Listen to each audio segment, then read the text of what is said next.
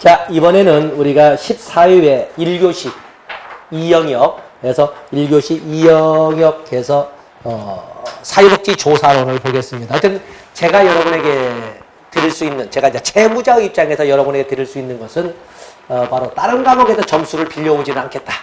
뭐 면피가 아니라 60점을 가지고 다른 과목에서 점수를 빌려오지 않게 하겠다. 이렇게 지금 거기다 목표를 두겠습니다. 자, 첫 번째 문제를 보시면 사회과학 패러다임에 대한 설명으로 옳은 것은 한 10년 전에 나왔던 것을 또 하나 이렇게 토마스 쿤의 패러다임이라는 것이 이렇게 나왔는데, 패러다임이라는 문제를 풀고자 하는 것이 아니라 가볍게 B급으로 그냥 넘어갈 겁니다. 패러다임이라고 이렇게 부르는 것은 그 한 시대나 한 공간을 지배하는 대표적인 가치관이나 또는 뭐 관습 또는 사고방식 이런 것 등을 패러다임이라고 부릅니다.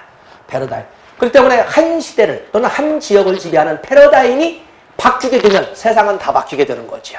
그런 거죠. 박근미의 패러다임에 혁명이라는 단어가 나오면 패러다임이 바뀌게 되는 건데, 바로 그런 그 사회복지 조사에서도 패러다임을 강조를 합니다. 특히 토마스 쿤이 제시를 했는데, 거기 보면은 토마스 쿤이 사회과학의 패러다임이 폐기되는 경우는 자연과학에 비해서 그렇게 흔하지 않다. 패러다임이 폐기된다는 것은 세상이 완전히 뒤집혔다는 거거든요. 세상이 완전히 뒤집혔다는 걸 말하기 때문에 그렇게 흔해서도 안 되지만 흔하지도 않다. 한 시기에는 여러 개의 패러다임이 공존할 수가 있습니다. 자, 우리도 보면 민주주의의 양대 가치 그러면 자유와 평등이 있는데, 자, 여러분들은 사회복지사 1급으로서 자유를 선호하시겠습니까? 평등을 선호하시겠습니까? 양자 모두 이 시대와 우리가 살고 있는 이 사회를 지배하는 하나의 가치관 아닙니까? 그 중에 여러분들은 어느 것에 초점을 줄 것인가? 직설적으로 말한다면 자유라고 하는 것은 있는 자만의 특권이라고 하는 거예요. 없는 자는 자유가 없습니다. 평등이라고 하는 것은 없는 자들의 하소연이라고 하는 거예요. 그렇기 때문에 우리가 사회복지 그러면 평등, 그 중에 형평을 추구로 한다 이렇게 설명을 하지만, 그 땅에서 자유보다 이것이 못하고 자유보다 이것이 낫고 이렇게 설명할 수 있는 건 아니거든요. 여러 개의 패러다임이 공존할 수 있습니다. 쿠는, 이건 이론 강의에 설명하지 않습니다만, 쿠는 패러다임의 변화를 혁신적인 것으로 봤다. 조금씩 바뀌는 거냐. 패러다임의 변화라고 하는 것은 한 판에 엎어지는 것으로 개념으로 봤다. 쿠는 그렇게 봤다는 것입니다. 다음에 패러다임의 우열을 가릴 수 있는 객관적 기준이 존재한다. 니 1번은 절대 아니죠. 패러다임은 절대적인 질적 개념이기 때문에 이것을 객관적으로 비교하기는 어렵습니다. 그래서 객관적이라는 말이 틀린 것이 되겠습니다. 그래서 옳은 것은 1번이 되겠고, 다음에 27번에 보시면 연구윤리에 관한 설명으로 옳지 않은 것은, 자, 연구윤리의 어떤 굳이 조사를 공부하지 않아도 이건 실천에서도 나올 수가 있고 조사를 해놨습니다만은, 아동대상 연구에서 보호자에게 연구 참여 동의를 얻어야 한다. 좋습니다. 연구 결과 후 분석과 보고 단계에서도 연구윤리는 준수되어야 한다. 기관생명윤리위원회 심사를 통과한 경우 사전에 연구 참여자에게 연구 목적을 밝히지 않을 수 있다. 거기 보면 여기가 바로 함정이죠. 밝히지 않아도 되나? 그런데 앞에 단서를 붙이게 이미 윤리위원회 심사를 통과했다는 것은 윤리 기준을 갖췄다는 것을 전제하기 때문에 이렇게 말이 나오는 겁니다. 그 다음에 사회복지사인 연구자가 아동학대 행위를 알게 되더라도 비밀보장의 원칙을 준수해야 된다. 비밀보장은 전에도 말씀드린 것처럼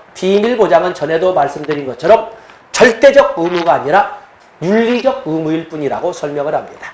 우리가 실천을 해서 BSTEC의 7대 원칙을 배우겠습니다만, 비밀보장은 절대적 의무는 아니고 윤리적 의무입니다. 그래서 클라이언트의 권리와 타인의 권리, 클라이언트의 권리와 기관의 권리, 클라이언트의 권리와 사회복지사의 권리, 클라이언트의 권리와 공익 등을 비교해서 어느 것이 비중이 크고 중요한 것을 따져서 결정하는 것이지 무조건 비밀을 지킨다는 것은 아닙니다. 그래서 윤리적 의무일 뿐이다 라고 이렇게 해서 여러분들이 접근해 주시면 됩니다. 다음에 거기 보시면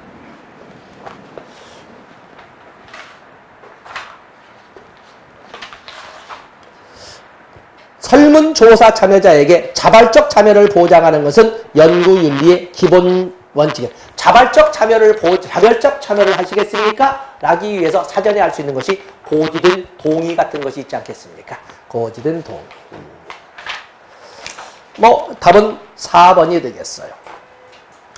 다음에 거기 28번에 보시면 사회복지사에게 과학적 조사 방법론이 필요한 이유를 모두 고른 것은, 자, 굳이 조사에다가 과학적이라는 말을 넣지 않아도 우리가 조사를 정의할 때 뭐라고 그랬어요? 무엇을 알아보는 활동, 이렇게 있죠. 무엇을 알아보는 활동을 시험용 용어로 한다면 지식탐구의 과정이라고 하는데, 그냥 저 혼자만 알아봐서는 안 되고 누구나 같이 알아볼 수 있도록 논리적 원칙, 표준화된 절차에 따른 지식탐구의 과정이라고 하면서 반드시 일부러 공개되어야 할 의무와 같은 조건이 있습니다. 그렇기 때문에 논리적 원칙, 표준화된 절차, 지식탐구의 과정, 그리고 조사의 공공성, 그렇죠? 그렇기 때문에 반드시 사용하는 용어는 구체적이고 명료해야 되고 검증 가능해야 되고, 자, 이런 단서들을 전부 우리가 정리할 수가 있습니다. 자, 실천 현장에서 수행하는 업무에 조사 관련 지식이 필요하다. 조사 방법론에 관련된 지식도 필요하고, 통계학에 관련된 지식도 필요하고, 또 인간에 관한 지식도 필요하고, 환경에 관한 지식도 필요하고, 시대 상황에 따른 지식도 필요하고, 다양한 조사에 관련된 지식이 다 필요하다는 겁니다.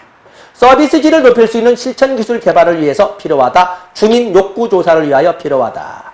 서비스에 대한 평가를 위해서 필요하다. 뭐 참 착한 말들이군요. 자, 여기는 뭐 도덕적 문제 그냥 넘어가도록 하겠습니다. 다 맞는 것이 되겠어요. 다음에 29번에 보시면 양적 조사의 일반적 과정이 나와 있습니다. 양적 조사의 일반적 과정. 거기 양적 조사의 일반적 과정을 보시면 개념화 후에 조작화가 가능하다. 자, 우리가 보면 개념적 정의가 만들어졌는데, 개념적 정의는 아주 간결하지만 다소 애매하고 추상적인 개념이죠. 개념적 정의는 간결하게 만들어지지만 애매하고 추상적이다.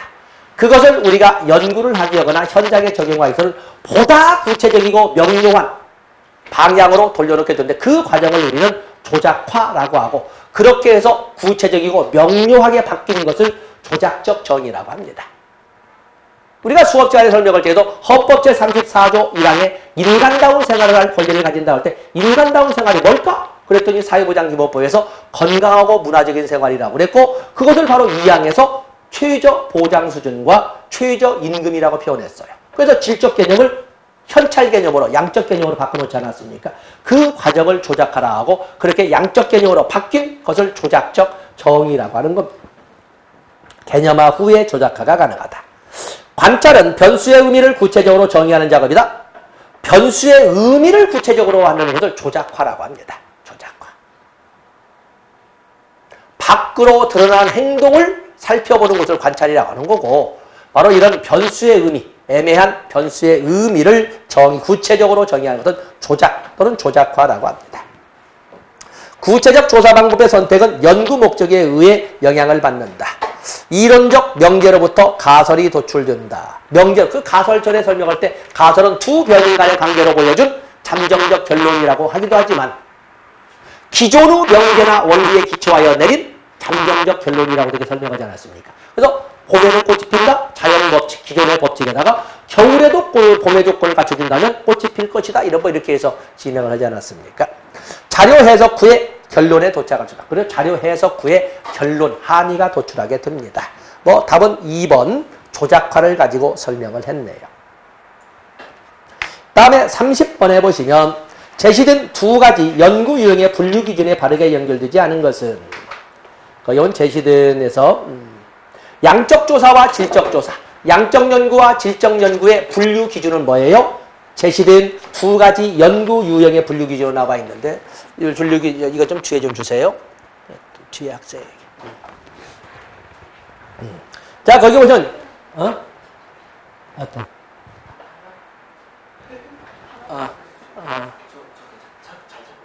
잘 찾고 있어? 오케이. 예. 거기 이제 양적 연구와 질적 연구는 구별의 기준에 있어 연구 결과를 계량화할 수 있느냐 없느냐, 또 아니면 연구 결과를 다른 상황에서 써먹을 수 있느냐 없느냐, 일반화, 계량화, 일반화 유무를 가지고 있죠. 그렇기 때문에 데이터의 성격, 자료의 성격 그러면 더욱더 좋았을 걸. 갑자기 데이터의 성격 그러니까 갑자기 생소 문제가 됐어요. 자료의 성격이 수치적으로 구성되어 있느냐, 아니면 문장이나 서술로 구성되어 있느냐, 이건 맞는 거죠. 순수 실험 설계와 유사 실험 설계의 구별 실익은 공통점은 실험 설계나 내적 다당도의 3대 구성 요건을 갖추고 있다. 차이점은 두 집단의 분류를 동질적으로 했느냐, 이질적으로 했느냐. 여기에 차이점이 있다고 그랬지요. 그렇기 때문에 원인의 조작 여부가 아니라 집단 분류의 방법에 의해서 나눠지게 되는 겁니다. 실험 집단과 통제 집단을 무작위 할당해서 동질적으로 구성해서 하면은 순수 실험 설계, 그러지 않았으면 유사 실험 설계라고 하는 겁니다. 기술적 연구와 설명적 연구. 우리는 목적에 따라서 기술적 조사, 설명적 조사, 탐색적 조사로 나누지 않았습니까? 그 다음에 코트 스터디와 패널 스터디. 자, 이것은 조사 대상 연구를, 조사 대상의 연구를 어떻게 해서 동일 대상을 계속 반복 추적 조사하면, 동일 대상을 계속 반복 추적 조사해 가면은 그것은 패널 스터디고, 동일 특성은 가지고 있지만 대상이 서로 다를 적에는, 그것을 우리가 코트 스터디나 트렌드 스터디라고 이렇게 설명을 합니다. 코트 스터디나 트렌드 스터디로 건너오십시오. 그다음에 전수조사와 표본조사. 전수조사라고 하는 것은 조사 대상 전체를 대상으로 하는 것은 전수조사고, 조사 대상 전체로부터 대표 집단만 뽑아서, 대표 집단은 우리가 표본이라고 하는 거죠. 뽑아서 하는 건, 대표 집단만 뽑아서 하는 것은, 그것은 표본조사라고 합니다. 뭐 여기서 바르지 않은 것은 답은 2번이 되겠지요. 답은 2번이 되겠습니다. 다음에 31번에 보시면 조사 유형에 관한 설명으로 옳은 것은, 조사 유형에 관한 설명으로 옳은 것. 질적 조사는 평가 연구에 활용할 수 없다? 아니죠. 평가 연구에는 양적 조사로도 하고 질적 조사로도 하고 그렇습니다. 다음에 C계열 설계 유형은 평가 연구에 활용할 수 없다? 아니죠. C계열 설계는 특히 준 실험 설계 또는 유사 실험 설계의 한 내용 아닙니까? 그래서 당연히 사용할 수 있지요. 내용 분석은 인간의 의사소통 기록을 분석한다. 내용 기록은 인간의 의사소통을 분석한다. 아, 문제를 안 가지고 오셨군요. 문제를 안 가지고 오셨어. 아, 그래요? 좀 그렇게. 다 유용하군요. 어쨌든 세상에 존재하는 것은 다 쓸 때가 있다고 해서. 자, 거기 보시면, 어떤 인간의 의사소통은 문자로 기록되기도 하고, 그림으로 기록되기도 하고, 악보로 기록되기도 하고, 다양한 방식으로 기록되잖아요. 참 어떻게 하면 인간들은 그렇게 전달 매체를 그렇게 다양하게 생각할 수 있었을까? 그 무용을 하는 사람들 보면은 참 그 어떤 그 무용에도 뭐 규칙이 있다고 해서 그 손짓 하나나 손가락을 피는 거에 대해서 다 이렇게 그 수백 년 전의 그 역사를 이렇게 그 이야기를 하듯이 풀어나가는 거 보면 참 대단하지 않습니까? 또 비보이들이 자기들끼리 소통하는 소위 암호라고 하지만 걔네들의 의사소통 방법 아니겠습니까? 참 그런 것은 바로 그런 것을 꼭 글자로 만든 것을 분석하는 것이 아니라 부호나 악보나 그림이나 다양한 저장 매체에 있는 것을 분석하는 것을 내용 분석이라고 합니다. 코트 스터디는 구축된 패널을 매일 반복 추적한다. 31번입니다. 그러면 매일 구축된 패널을 동일 대상을 끝까지 죽을 때까지 쫓아가면서 반복 측정하고 변화를 알아보는 것은 패널 스터디라고 하는 거죠. 그 다음에 종단 연구는 특정 현상의 추이를 분석할 수 없다? 아니죠. 종단 연구가 바로 추이가 바로 변화를 의미하고 있으니까 그런 거죠. 그래서 옳은 것은 답은 3번이 되겠어요. 다음에 32번에 보시면은 다음 사례에 기술된 표준화된 척도의 타당도 평가 방법은, 타당도 평가에는, 자, 타당도 평가는 내용 타당도, 준것 타당도, 구인 타당도 세 개로 나누지요. 내용 타당도는 또 둘로 나눠봤는데, 연구자가 연구해야 할 것을, 검사자가 검사해야 할 것을 검사했느냐를 알아보는 것은 내용 타당도의 원초적 형태로 논리적 타당도라고도 부른다고 그랬습니다. 그에 비해서 엊그제 뭐 수능이 있었지만 바로 피험자가 검사 받을 것을 제대로 검사받았느냐, 피험자가 검사 받을 것을 제대로 검사받았느냐를 확인하는 것은 앞면 타당도, 액면 타당도라고 한다겠습니다. 다음에 준것 타당도는 뭐예요? 기준 타당도라고 하는데 준거가 뭐라고 그랬죠? 준거가 알아봐야 할 준거. 준거라는 것은 목적 달성 유무의 판단 기준이라고 그랬어요. 적어도 우리 시험은 교시마다 40점, 전평균 60점을 요구하고 있잖아요. 그렇기 때문에 우리가 본다면 바로 그것을 언제 알아보느냐를 가지고 예언 타당도와 동시에 알아보는 공인 타당도, 동시적 타당도로 나눠본다고 그랬습니다. 그렇기 때문에 우리가 기준 타당도를 찾을 때는 반드시 먼저 예언 타당부터 쓰고 그 문제점으로 공인 타당도가 나왔다 이렇게 설명하는 거죠. 그 다음에 구성 개념 타당도 또는 구인 타당도라고 하는 것은 얼마나 조사하고자 하는 것에 세세한 구성 개념까지 잘 찾아내느냐. 그걸 수렴 타당도와 변별 또는 판별 타당도로 이렇게 나눠볼 수 있다고 그랬습니다. 그래서 노트 정렬책에 두 개 이렇게 설명을 했던 거거든요. 자, 여기는 100명의 약물 남용 정도를 두 가지 방법으로 측정했다. 약물 남용으로 인해 상담이나 치료를 받은 경험이 있는지를 질문하였고 표준화된 척도로 약물 남용 정도를 측정하였다. 측정 결과 상담이나 치료 경험이 있는 집단의 평균 척도 점수가 그러지 않은 집단의 평균 점수보다 통계적으로 유의하게 높았다. 다시 말해서 치료나 상담을 받은 애들이 훨씬 더 약물 남용의 경험이 많았다라고 이렇게 해석이 되었다. 이렇게 지금 하고 있거든요. 그걸 언제 알아보자는 거죠. 여기 보면 2번, 3번, 4번은 똑같은 개념보다는 구성 개념 타당도를 수렴 타당도와 변별 타당도로 나눠보는 거죠. 검사 대상. 제가 예를 들 때 사유성 검사에서 고득점한 사람은 실생활에서 준법 정신, 예의범절, 유머 감각이 높을 것이다 해서 사유성이라는 조사 대상의 구성 개념을 이렇게 나눠놓고 검사를 해보는 것은 구성 개념 타당도인데 그거의 방법론으로 수렴 타당도와 변별 타당도로 나눠볼 수 있다고 그랬습니다. 그 다음에 액면 타당론, 어떤 액면 타당론 관련없고 알아볼 것을 언제 알아보느냐 하는 관점으로 이렇게 설명이 되는데 거기에 보면은 결국에 집단의 평균 점수가 그러지 않은 집단의 평균 점수다. 목표 달성도와 연결된 평균 점수로 봤기 때문에 기준 타당도, 거기에 평균이란 단어를 써서 함정을 판 겁니다. 그래서 답은 기준 타당도 또는 준거 타당도라고 설명을 해주시면 됩니다. 아래 개념 보시면 되겠고 33번으로 가시면 조사 설계의 타당성에 대한 설명으로 옳은 것은 문제는 조사 설계라고 했지만 조사 설계는 목적을 어디다 두고 조사를 하느냐를 가지고 기술적 조사 설계, 설명적 조사 설계, 탐색적 조사 설계 이런 식으로 나눌 수 있거든요. 그때는 사실은 실험 설계의 타당도라는 문제와 같은 문제입니다.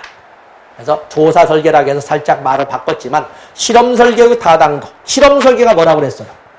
실험 설계, 실험 연구는 실험을 했을 때 어떤 변화가 나타나는지, 다른 말로 한다면 처치를 했을 때 어떤 변화가 나타나는지, 또 다른 말로 한다면 독립변이를 가미했을 때 어떤 변화가 나타나는지를 알아보고자 하는 연구를 실험 연구, 그걸 알아보기 위한 사전 각본을 실험 연구 설계라고 하는 거 아니겠습니까? 내적 타당도와 외적 타당도는 적대적 관계지요. 반비례 관계에 있습니다. 전에 말한 것처럼 내적 타당도가 높다 이 말은 뭐야? 알아보고자 하는 독립변수의 영향력을 제대로 알아보기 위해서 독립변인 이외의 기타 변수는 싸그리 제거한 상황을 내적 타당도가 높다고 합니다. 그럴 경우에는 현장에서는 못 써먹는다. 외적 타당도는 낮다. 이렇게 표현한다. 서로 필요관계가 아니라 적대관계죠. 조사 대상 성숙은 외적 타당도에 영향을 미치는 영역이다? 아니죠. 역사, 성숙, 검사, 도구, 통계적 계기 또는 선택의 실수 뭐 이런 것들은 전부 내적 타당도 저해 요인이죠. 내적 타당도 저해 요인입니다. 외적 타당도 저해 요인은 뭐 한두 개만 한다면 호손 효과나 플레스보 효과 등을 들어볼 수가 있습니다. 동일한 프로그램의 효과성이 서울에서 다르고 그리고 제주에서 다른 것은 일반적으로 여기에서는 맞는 것이 다른데서 안 맞는 것은 써먹을 수가 없다는 거 아닙니까? 일반화 정도가 낮다라고 하는데 일반화 정도가 낮다 그러면 외적 타당도가 낮다라고 설명하고 있는 것입니다. 외적 타당도는 연구 결과에 대한 대안적 설명 가능성 정도를 의미한다. 자, 참 말 어렵게 썼네요. 거기 보면 대안적 설명 가능성이라는 것은 이러한 변화가 독립변인에 의해서 나왔다고 하는데, 그런데 말이야, 이 변화가 독립변인으로 나왔다고 하지만 다른 걸 해도 이렇게 잘 나와. 다른 대안을 가지고도 이런 결과 나올 수 있어? 라고 하는 것은 내적 타당도가 없는 실험 연구가 되겠지요. 내적 타당도가 뭐예요? 독립변인을 가미했을 때 어떤 변화가 나타나느냐를 얼마나 제대로 알아봤느냐를 알아보는 거거든요. 근데 대안, 이게 말이야 경쟁가설이지요. 다른 걸로도 이런 결과가 나온다는 것은 그 실험 설계가 내적 타당도가 낮은 독립변인의 영향력을 제대로 알아보지 못한 이런 연구라고 하는 겁니다. 그래서 이게 대안에 대한 설명 가능성을 보는 것은 내적 타당도 문제가 되게, 얼마나 통제가 잘 되었느냐 따지는 것은 내적 타당도 문제입니다.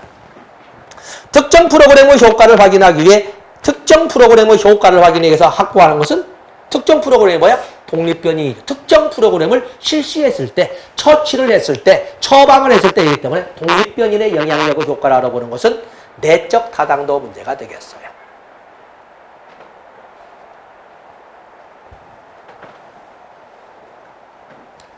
(34번에) 보시면 다음 연구에 내적 타당도에 영향을 미칠 수 있는 요인은, 어떤 내적 타당도 3대 전제 요인은, 전제 요건은 시간적 선행성 조작과 공변성 비교와 그리고 경쟁가설 배제 통제가 있는데, 그걸 다 갖췄음에도 불구하고 독립변인의 영향력을 왜곡시키는 경우가 있더라는 거죠. 그게 바로 내적 타당도 저해 요인이라고 하지 않았습니까?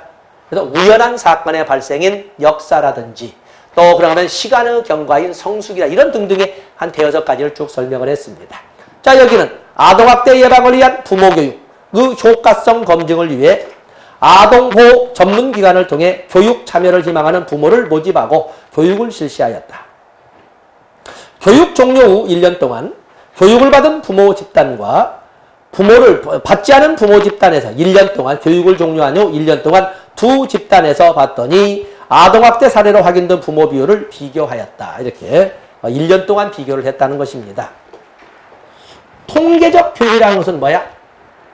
통계적 교육은 비교의 개념이 아니라 극단 수준에 있는 대상을 가지고 한 연구에서 나온 그 결과, 독립변인의 영향력을 다른 데에서도 확인해 볼 수 있느냐라는 거거든요. 제가 꼴찌를 가지고 가유를 했던 결과를 가지고 고병가병 가면 다 성적 올라라고 할 적에 꼴찌에 대해서 썼던 내 방법, 맞아면 두드러 패는 독립변인을 자율적 학습하는 애들에게도 적용이 될까?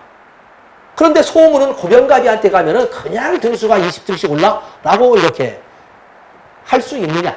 그래서 고병가비의 교육 방법인 강제 체벌이라는 독립변이를 그것이 영향력이 있다고 할 수 있느냐, 이런 문제가 등장. 그건 통계적 효기가 되겠어요. 여기는 교육을 받은 부모 집단과 교육을 받지 않은 부모 집단을 극단적으로 비교를 한 거거든요. 그렇기 때문에 여기는 편향된 집단 선택으로 인한 왜곡이 되겠어요. 반복된 검사는, 이건 타당도에서 나오는 것이 아니라 어디서 나와요? 신뢰도에서 나오죠. 검사, 재검사, 신뢰도에서 나오는 거죠. 다음에 여기 동시 타당도는 실험 연구의 타당도에서 나오는 것이 아니라 일반 타당도에서 기준 타당도가 예언적 타당도와 동시 타당도가 있지 않습니까? 인과관계의 방향성의 모호, 무엇이 원인이고 무엇이 결과인가가 헷갈리는 경우도 있다는 것입니다. 때문에 여기서 답은 2번이 왜냐하면 양극단의 두 부모를 가지고 비교하면서 연구를 했기 때문에 편향이라는 문제가 등장할 수 있다. 이렇게 설명을 했습니다. 다음에 35번에 보면 내적 일관성 신뢰도가 나와 있네요. 내적 일관성 신뢰도.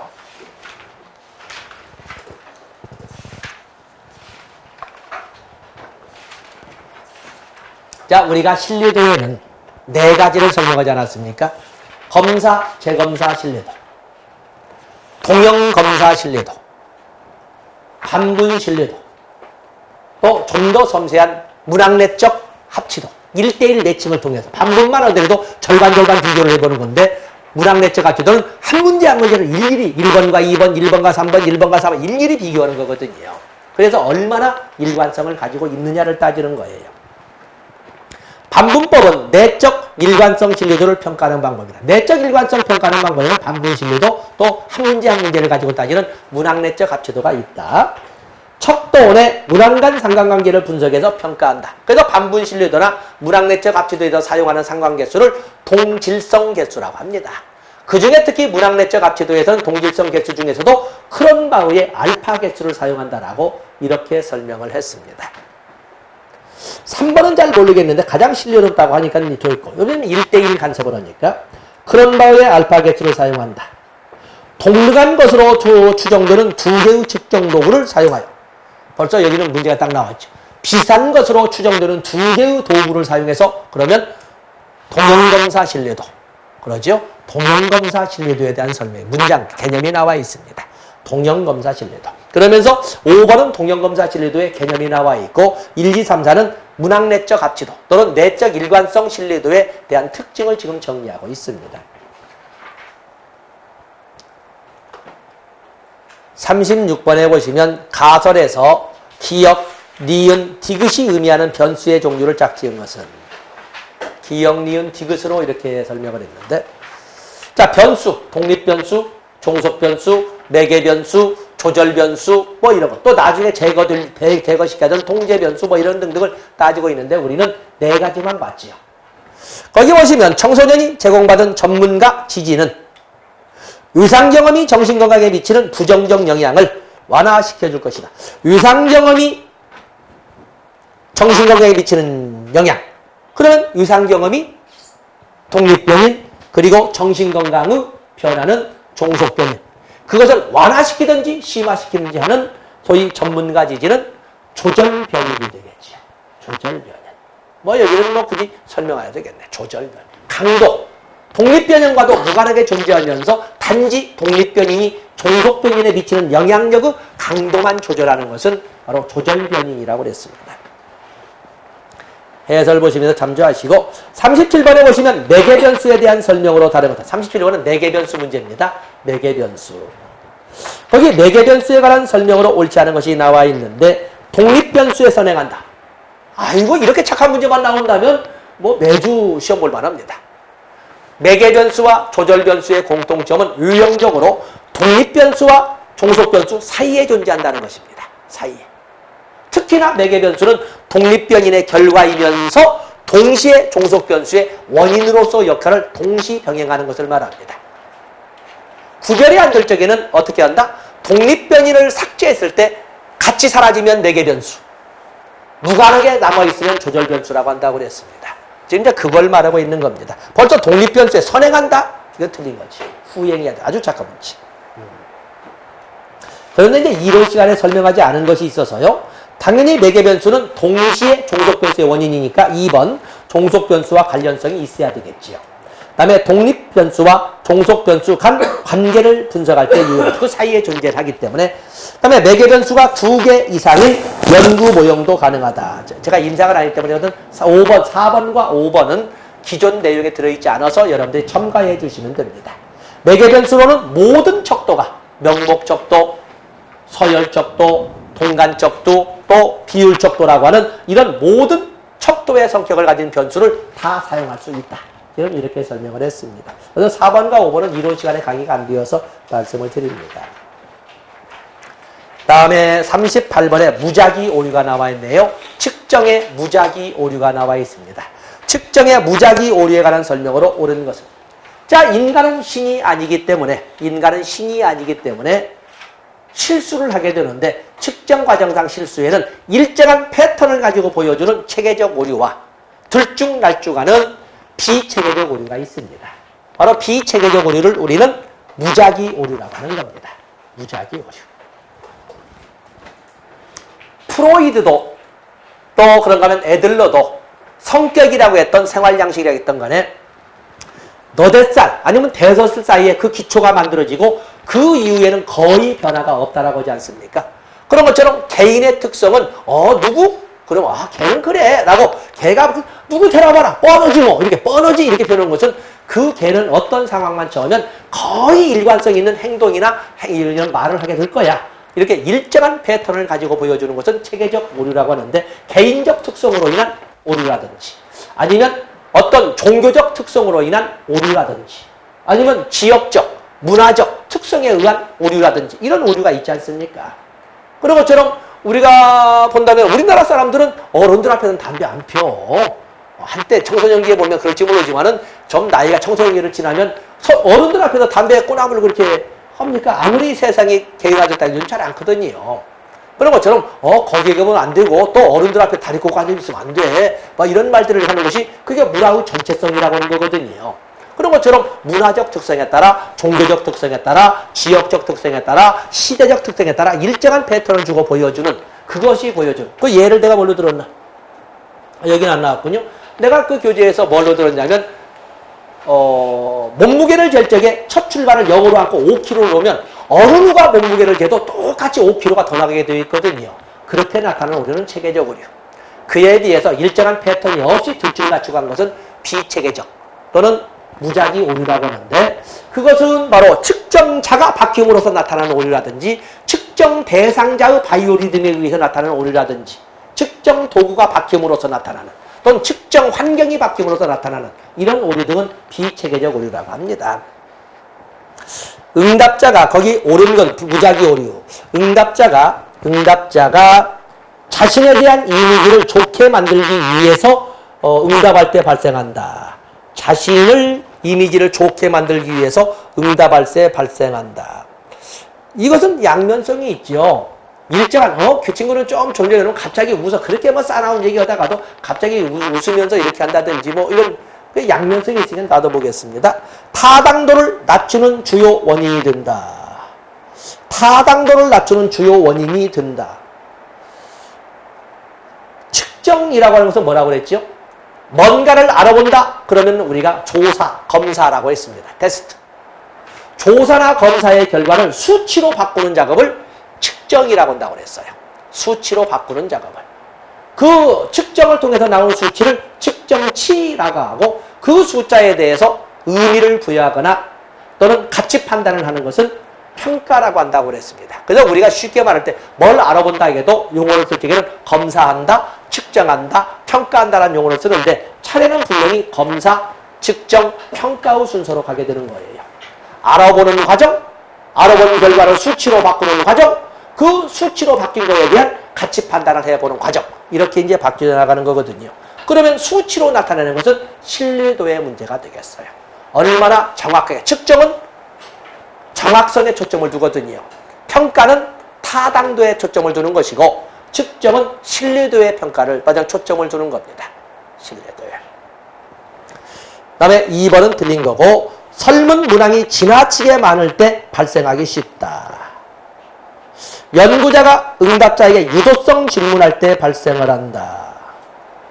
유도성 질문을 하게 되면 일정한 패턴으로 유도성 질문이기 때문에 어떤 한 통로를 만들고 글이 빠져들게 괜히 뭐 이렇게 하는 것처럼 글이 빠져들게 만들기 때문에 일정한 패턴을 보여줄 거고 일정한 양태 일관성을 갖는 오류. 이건 5번은 그냥 이건 체계적 오류를 가지고 설명을 하고 있네요. 4번, 5번 체계적 오류를 가지고 설명하고 있고 1번은 양다리가 걸쳐져서 답은 3번이 그 중에 하자가. 왜냐하면 우리는 1번과 3번이 다 답이겠네요 라고 답을 하고 싶지만 객관식에서는 반드시 한 문제를 답을 해야 되거든요. 그렇기 때문에 출제위원처럼 이것도 답이네 이렇게 하면 안 되고 하나를 선택해 주셔야 돼요. 39번에 보시면 연구문제 서술의 문제가 나와 있습니다. 연구문제의 서술에 관한 설명으로 옳은 것은 연구문제는 의문문의 형태로 기술되어야 됩니다. 의문문의 형태로. 연구문제는 범위가 한정되어야 합니다. 범위가 한정돼야 된다. 그리고 연구 문제는 연구 결과의 함의에 따라 서술돼야 된다. 그러면 가치 지향성이 되어버리죠. 연구 문제는 연구를 해볼 가치가 있다는 것을 보여주기 위해서 가치 중립적이어야 합니다. 가설처럼. 또 연구에 관심이나 의문의 대상이 서술돼야 된다. 또 그런가 하면은 정해관계로 서술돼야 된다. 뭐 여기서는 4번 말고는 뭐 다 당시. 연구의 관계는 꼭 똑같은 플러스라는 것은 같은 방향으로 이런 개념이거든요. 마이너스는 반대 방향으로 이런 개념이고 관계가 있다 없다도 중요하지만 그에 못지않게 관계의 방향이 같은 방향으로 서로 윈윈의 전략, 협력적 관계가 되느냐 아니면 정반대로 경쟁적 관계가 되느냐 이런 것도 보여줘야 되는 거거든요. 답은 4번이 되겠어요. 3번은 가치지향적에서 틀린 겁니다. 다음에 40번에는 영가설에 대한 설명을 하고 있는데 이건 빼겠습니다. 영가설은 빼겠어요. 41번에 보시면 실험설계에 관한 설명으로 옳지 않은 것은, 자, 실험설계, 순수 실험설계와 유사 실험설계 구별 기준은 어디에 있다? 공통점은 실험설계의 또는 내적 다당도의 3대 전제 요건을 다 갖추고 있다. 공통점이지만 차이점은 두 집단 분류를 동질적으로 했느냐 이질적으로 했느냐 여기에 있는 거지. 너 순수 실험설계가 되려면 실험 집단과 통제 집단을 무작위 할당해서 동질적으로 분류해야 됩니다. 순수 실험 설계는 그렇기 때문에 준 실험 설계에 비해 내적 타당도가 높습니다. 왜냐하면 순수 실험 설계는 두 집단을 동질적으로 해서 무작위 할당해서 동질적으로 나눠놨기 때문에 그때는 어느 게 실험 집단이고 어느 게 통제 집단인지 알 수 없잖아요. 그러다가 독립변인을 가미하는 순간 가미된 집단을 실험 집단이라고 불러주는 거고 나머지는 졸지에 통제 집단이라고 이름이 붙여질 뿐이에요. 이 말은 독립변이를 가미한 것 전에는 아무것도 가미된 것이 없잖아요. 그렇기 때문에 뭐가 정확하다? 내적 타당도의 영향력을 정확하게 알아볼 수 있다라고 할 수 있습니다. 내적 타당도. 준실험 설계에는 사전 측정이 있어야 한다. 자, 이것은 좀 애매하기 때문에 좀 놔둬보겠습니다. 준실험 설계는 2개 이상의 집단이 필요하다. 4번은 바로 지금 뭘 물어본지 알겠죠? 준실험 설계, 당연히 실험 설계는 2개 집단의 비교가 있어야지만 준실험 설계 중에 하나는 아주 중요하게 C계열 설계는 통제 집단이 없어도 실험 설계가 가능하다.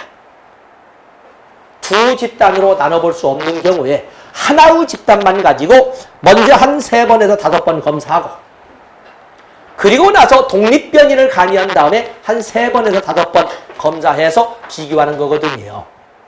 그러면 독립변이를 가미하기 전에 했던 3번에서 5번 검사는 본래 상태를 알아본 거잖아요. 본래 상태의 집단을 통제 집단이라 하고 그것을 독립변이를 가미하기 전에 검사를 하기 때문에 마치 통제 집단 사전 검사를 한 효과를 갖거든요. 그래서 꼭 2개 이상의 집단이 있어야만 이루어지는 것은 아니다. 준실험 설계에서는 진실험 설계에서는 반드시 2개가 있어야 됩니다. 그러나 준실험 설계에서는 하나의 집단만으로도 실험 설계가 가능하다는 것을 뭘로 증명한다? C계열 설계를 가지고 증명할 수 있다. 그래, 그것을 물어보고 있는 겁니다. 그것을 자, 넘어가겠습니다. 다음에 42번에 보시면 실험 설계에서 무작위 할당으로 예방할 수 있는 문제는 왜 실험 설계에서는 진이든 준이든 무작위 할당을 할까? 무작위 할당하면 독립변이를 가미하기 전에는 어느 것도 가미된 것이 없다는 것을 증명하다는 건데 그렇게 하면 그것이 무작위 할당을 하면 할수록 뭐가 좋아진다? 내적 타당도, 독립변인의 존재성을 방해하는 요인을 최소화할 수 있다. 그걸 지금 물어보고 있는 거예요. 그래 놓고는 여러 가지로 나뉘었지만 결국 이 중에 내적 타당도 저해 요인은 5번밖에 없네요. 내적 타당도 저해 요인을 없애려면 어떻게 된다? 거꾸로? 무작위 할당하면 된다. 아니면 어떤 통제 집단이라도 가져다 쓰면 된다. 그래서 준실험 설계가 진실험 설계보다 내적 타당도가 상대적으로 약할 수밖에 없는데 그걸 없애려면 어떻게 한다? 무작위 할당하면 된다. 또 아니면 무작위 할당이 못한다면 어거지라도 통제 집단 갖다 놓고 통제 집단 가져다 놓고 비교하면 된다. 이런 그 해결책이 나오는 거거든요. 답은 5번이 되겠죠. 뭐 이게 단어를 보자는 것이 아니라 무작위 할당을 하게 되면 내적 타당도를 높일 수가 있다. 또는 독립변인의 존재성을 명확하게 할 수 있다. 이렇게 답이 되는 거예요. 다음에 43번에 보시면 새 연구의 공통점으로 옳은 것은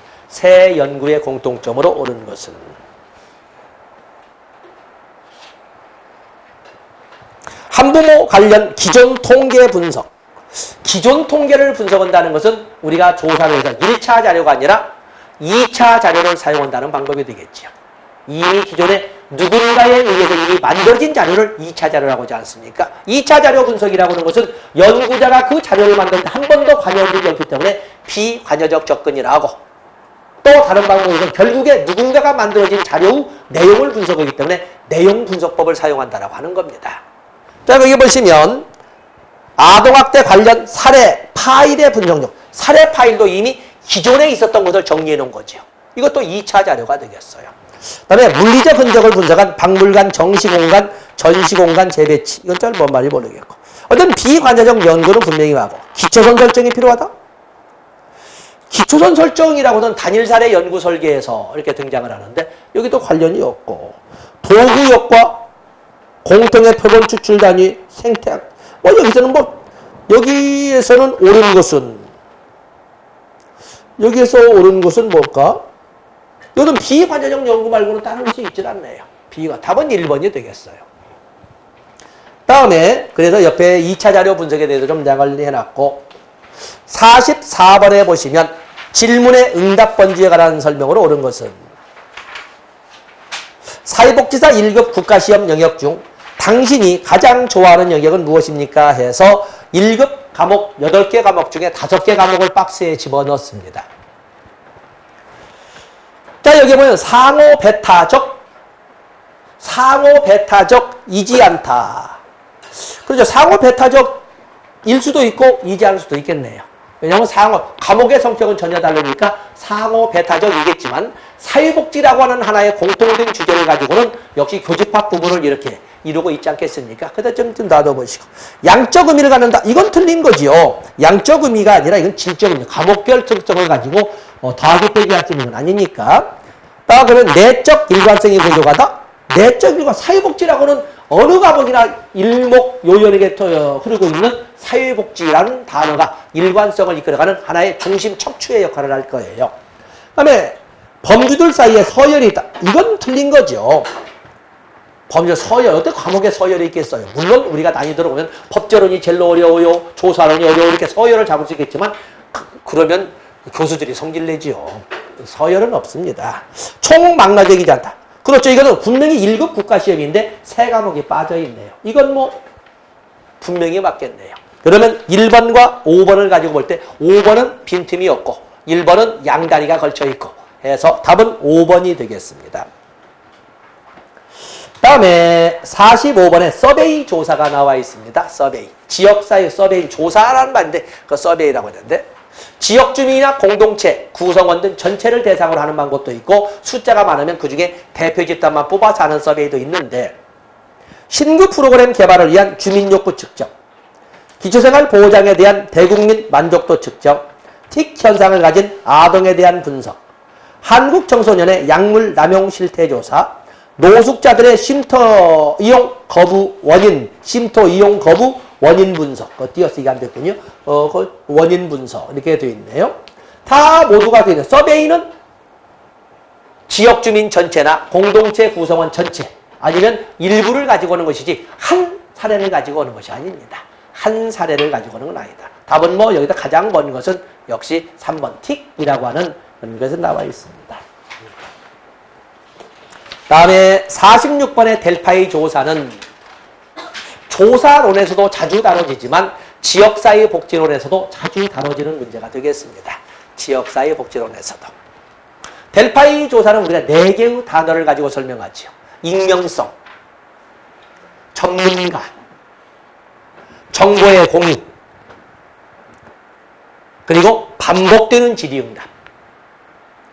그래서 익명성이 보장되는 전문가들을 대상으로, 복수의 전문가들을 대상으로 기존의 정보를 공유해 가면서 반복되는 질의응답을 통해 해결책을 강구하거나 사업의 우선순위를 결정해 가는 것을 델파이 기법이라고 합니다. 그래서 델파이 기법은 일명 무슨 법? 전문가법이라고 하는 거죠. 그렇기 때문에 델파이라는 단어가 나와서 이게 일반인 나오면 미쳤다. 이렇게 이제 설명을 하는 거예요. 전문가 패널의 의견을 수렴하는 방법이다. 유형적으로 설문조사와 유사하다. 연구자가 사전에 결정한 방향으로 패널의 의견이 유도될 위험이다. 표현력을 가지고 은근히 조사를 하다 보니까 괜히 거기에 당은 듯한 느낌, 뭔가 좀 당했다는 느낌이 이렇게 들게끔 이렇게 표현을 합니다.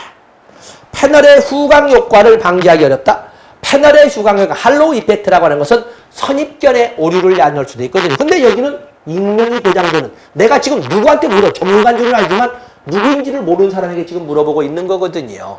그러다 보니까 후광 효과를 방지할 수가 있습니다. 반복된 설문 좋고 47번에 보시면 표본 추출 방법에 대한 설명이 나와 있습니다. 자, 우리가 표집이라고 하는 것은 확률적 표집과 비확률적 표집으로 나눠볼 수가 있는데, 확률적 표집에는 단순 무선 표집, 계통적 표집, 유충 표집, 군집 표집이 있고, 비확률적 표집에는 의무적, 의도적 표집이 있고, 우연적 표집이 있고, 할당 표집, 누적 표집 등이 있습니다. 할당 표집은 뭐예요? 할당 표본 추출, 할당 표집은 성격이 같은 것끼리 또는 특성이 같은 것끼리 묶어놓고 거기에서 자료를 수집하는 방법이죠. 표본을 추출하는 방법이에요. 그런데 왜 이것을 특성이 같은 것끼리 묶는가 하면 우리가 그냥 유충 표집이라 하죠. 끼리끼리 U자에다가 하위자 나누는 게 유충 표집이라고 하는데 왜 할당 표집이라고 할까? 거기에 연구자의 의도로 야, 저 무슨 학교 나온 사람 몇 명 더 집어넣고 숫자 배정에서 연구자의 각본이 반영될 때 할당 표집이라고 하는 거거든요. 그래서 이제 일반 같은 연구자의 편향적 선정이 이루어질 수 있다. 체계적 표본, 이거는 체계적 표집이라고 하는 것은 계통적 표집이라고 그러죠. 어떻게 해요? 첫 번째 표집은 단순 보선 표집으로, 그리고 그 다음부터는 일정한 간격으로 끊어가는, 그래서 계통적 표집, 또 같은 간격 표집, 동간 표집이라고 하는 거죠. 주기성의 문제가 야기될 수 있다. 일정한 간격으로 하다 보니까 어디 출신만 딱 우연에 그럴 경우가 있거든요. 그러다 보니까 뭐 알았더니 어느 지역 출신이나 어느 학교 출신이나 어느 종교 출신으로 하나로 팀이 짜질 수 있는 거거든요. 바로 그런 문제도 야기될 수 있다. 층화 표집은 유층 표집이라고 그랬죠. 특성이 같은 것끼리 하위 집단으로 나눠놓고 표집을 하는 방법인데, 여기는 여러 하위 집단도 표본을 추출한다. 이건 맞는 것이 되겠죠. 군집 표집, 집락 표집이라고 하는데, 모집단 내 기존에 있던 여러 개의 하위 집단 중에 몇 개 집단을 떨어뜨려 놓고 하는 거죠. 서울시내 전체에서 무슨 조사를 하겠다 그러면 서울시내 26개 구 중에 한 5개 구 떨어뜨려 놓고, 구에도 동이 많으니까 그 중에 기억 니은 순으로 해서 앞에다 5개 구 동 떨어뜨려 놓고, 동에도 인구수가 많으니까 그 인구수에서도 뭔가 기준 번지수로 온다든지 뭔가를 가지고 또 떨어뜨려 놓고, 이렇게 다단 하위 집단화를 통해서 뽑아갈 수 있다. 자, 이건 다 맞는 것이 되겠어요. 자, 넘어가겠습니다. 48번에 보시면 표본 추출에 관한 설명으로 옳지 않은 것은, 개인과 집단은 물론 조직도 표본 추출의 요소가 될 수 있다. 요즘은 교통통신의 발달로 국가군도 표본 추출의 단어가 되지 않겠습니까? 자, 우리가 지역별로 아메리카, 남아메리카, 북아메리카, 아시아, 유럽, 너는 아프리카, 여기에서 5개 국가만 뽑자. 표본 추출할 수 있지 않겠습니까? 그렇기 때문에 모든 것이 사실상 표본 수집, 넌 표집의 대상이 될 수가 있습니다. 표본 추출 단위와 단위, 분석 단위가 일치하지 않을 수도 있다. 그러지 않겠습니다. 다 하는 것은 아니니까. 전수조사에서는 모수와 통계치 구분이 불필요하다. 자, 여기에서는 우리가 중요한 것이 모수와 통계치인데, 모수라고 하는 단어 애미모자를 써서 하는 건데, 전체 집단을 대상으로 한 연구에서 나온 통계치는 모수라고 합니다. 전체 집단을 가지고 한 연구에서 나온 수치는 모수. 표본만 뽑아가지고 한 연구에서 나온 수치는 통계치라고 합니다. 그렇기 때문에 굳이 전수조사는 전체를 대상으로 하기 때문에 표본을 가지고 고민할 필요가 없는 거죠. 통계치가 소용이 없다. 표본의 대표성은 표본 오차와 정비례한다. 표본 오차라고 하는 것은 표본을 잘못 뽑아서, 달리 표현한다면 표본의 대표성이 약해서 생기는 오류가 되는데, 표본 오차가 작으면 작을수록 바로 표본의 대표성이 큰 거고, 표본 오차가 크면 클수록 표본의 대표성은 떨어지는, 다시 말해서 표본의 대표성과 표본 오차는 반비례 관계에 있다고 설명할 수가 있습니다. 양적 연구에서는 표본의 크기가 크면 클수록 유의미한 결과를 얻을 수가 있다. 그래서 양적 연구에서는 100명 중에 5개만 표본을 뽑아서 하는 연구보다는 100명 중에 50개를 표본으로 뽑아서 하는 것이 훨씬 더 신뢰도가 높지 않겠습니까? 그 말을 하고 있습니다. 다음에 49번은 선생님들이 보시고 50번을 가서 보세요. 50번. 50번은 이걸 추천하고 싶은 문제는 아닙니다만 단어만 보겠습니다. 질적 연구에서 엄격성을 높이는 방법은 질적 연구는 우리가 귀납적 연구마다 각기 다른 도구나 방법을 사용해서 연구자가 연구 인력이면서 연구자만이 그 연구의 옳고 그름을 분석하는 내부자 관점이에요. 이 질적 연구가 잘못되면 팔이 안으로 굽는다고 어지간하면 맞는 걸 해 라고 하고 싶어요. 그러거든요. 그러다 보면 엄격성이 떨어지고 너무나 자기 스스로 연구에 관대해질 우려도 있거든요. 그러다 보면 장기적 관여를 위한 노력, 연구자의 원주민화를 전개하는 노력. 연구자의 원주민화 이게 바로 팔이 안으로 굴 수가 있거든요. 갑자기 내 집단, 썸너의 내 집단 볼 때 왠지 우리란 단어를 쓰기 시작하면 저를 들어가면서 편들어주고 싶어. 이 말은 편들어준다는 것은 자기 스스로 연구에 대해서 관대해지고 싶어. 어지간하면 맞는 걸로 이렇게 할 수 있거든요. 해석에 적합하지 않은 부정적 사례 찾기. 내부자적 시각을 유지하기 위해서 완전 관찰자 역할 지향. 그렇지 않아도 내부자 관점에서 내 연구 내가 평가하는데 이걸 완전 관찰자까지 한다면 완전히 짜고 치는 고스톱이죠. 내부자 관점이겠지만 외부자 관점으로도 접근할 수 있어야 엄격성이 뭐냐면 보장될 수가 있는 거예요. 다른 사람의 눈에서는 어떨까? 이렇게. 그렇기 때문에 우리가 사회복지 실천에서 원조에 필요한 기술을 보면은 관찰 능력이 필요하거든요. 내가 한 결정이, 클라이언트에 대한 내가 한 결정이 옳은지 그른지를 한 걸음 뒤로 물러서서 객관적으로 볼 수 있는 이런 역량도 필요하다. 이런 것이 바로 자기의 결정에 대한 질적 어떤 엄격성을 높이는 그런 방법이 되는 거예요. 장기적 관여는 시간 제한을 너무 짧게 해버리면 그야말로 빨리빨리 하는 과정에서 질적 엄격성을 떨어뜨리고 포기하게 되거든요. 그래서 좀 충분한 시간을 주어서 바라볼 수 있도록 한다면 질적 연구의 소위 엄격성이 좀 더 튼실해질 수 있다. 이렇게 설명하고 있는 겁니다. 자, 그래서 거기 보시면 답은 니을 번이 틀린 것이 되겠어요. 자, 여기 보면 이론 강의 때 설명하지 않은 그 생소한 용어도 등장했습니다만, 자, 이렇게 너무 그냥 그 이론 강의로 스트레스를 받지 마시고 문제를 풀다 보면 이렇게 단어가 이렇게 나오는구나 하는 것을 볼 수가 있습니다. 자, 잠시 쉬었다가 이제는 더 이제 두 번 50문제를 봤는데 다시 한번 50문제를 보겠어요. 다시 한번. 그래서 인행사 25문제 보고 또 조사론 25문제 보면 어느 정도 이제는 최소한 조사론에서 쓱 올라오는 배터리, 그 휴대폰 배터리 올라가는 초록색처럼 이것이 이제 50에서 67%까지 이렇게 이제 올라갈 수 있게 좀 쉬었다가 인행사부터 보도록 하겠습니다.